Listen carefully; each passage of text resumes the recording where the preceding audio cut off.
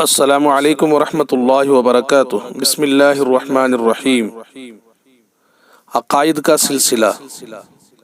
آج جو عقیدہ آپ حضرات کی خدمت میں پیش کرنا ہے وہ یہ ہے کہ اللہ کی ذات کبھی فنا نہیں ہوگی اور نہ اللہ کی ذات کو موت آئے گی۔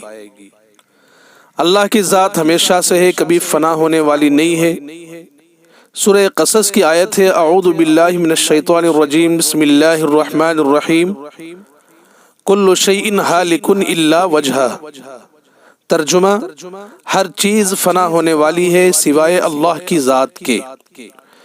اس آیت میں صاف صاف بتایا جا رہا ہے کہ اللہ کے علاوہ جتنی چیزیں ہیں سب پر فنا طاری ہونے والی ہے، صرف اللہ کی ذات ایسی ہے جس پر فنا آنے والی نہیں ہے، فنا طاری ہونے والی نہیں ہے۔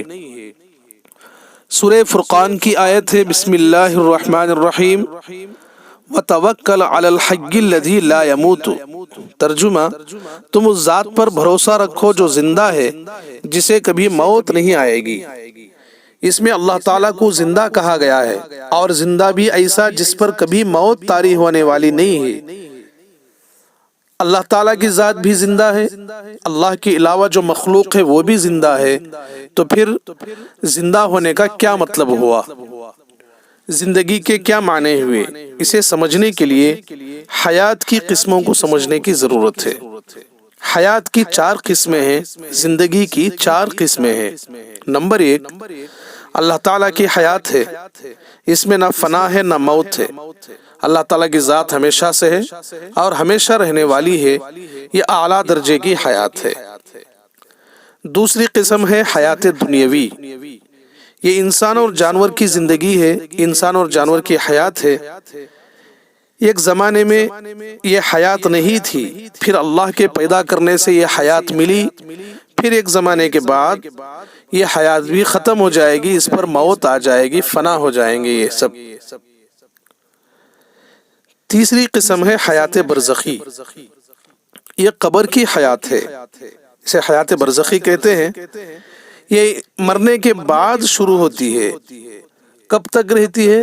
قیامت تک رہتی ہے۔ تو مرنے کے بعد سے قیامت کے وجود میں آنے تک کا جو وقفہ ہے اسے کہتے ہیں حیات برزخی۔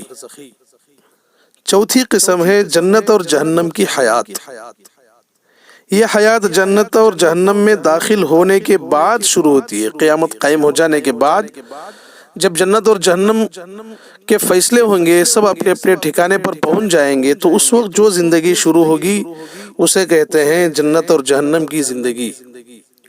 یہ ہمیشہ رہے گی، اس پر کبھی فنا آنے والی نہیں ہے، کبھی اس پر موت آنے والی نہیں ہے، یہ ہمیشہ رہنے والی زندگی ہے۔ تو حیات کی یہ سب قسمیں ہیں، ہر قسم کی الگ الگ کیفیت ہے۔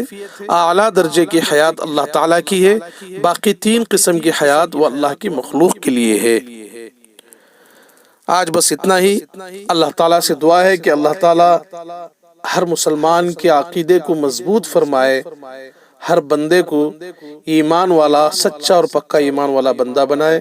وآخر دعوانا ان الحمد للہ رب العالمین۔